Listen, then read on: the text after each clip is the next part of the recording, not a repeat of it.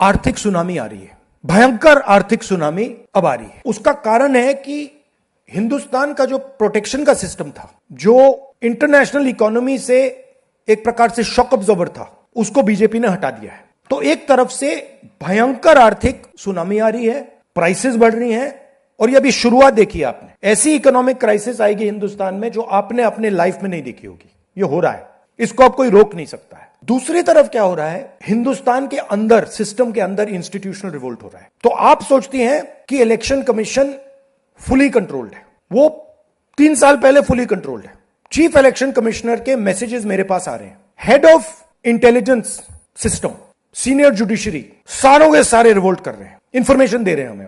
तो जो कंट्रोल का सिस्टम था एक तरफ से, वो कोलैप्स कर रहा है। अगर जनता को मालूम है कि इलेक्शन सिस्टम रिग्ड है और जनता की मतलब इकोनॉमिक प्रेशर, गरीबी, दर्द के कारण जनता में गुस्सा आ गया, आप क्या सोचते हो कि इलेक्शन कमिश्नर को डर नहीं लगेगा कल क्या होने वाला है? तो अब क्या हो रहा है, सिस्टम अंदर से ऐसे हिल रहा है पूरा।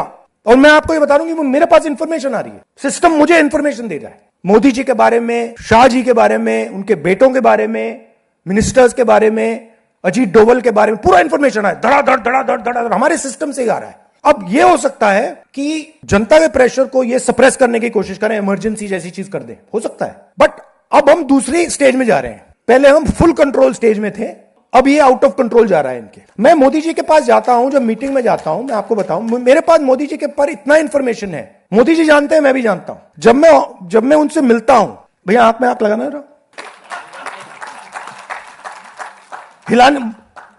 हिलना पड़ता है, क्योंकि वो जानते हैं कि जिस सिस्टम को मैंने कंट्रोल किया था वो सिस्टम कोलैप्स कर रहा है और पूरा इंफॉर्मेशन इसको दे रहा है। तो ये डायनामिक चल रही है। और आप देखना, मेरे अंदाजे से, मेरा असेसमेंट है, 1 साल के अंदर मोदी जी प्राइम मिनिस्टर नहीं होंगे।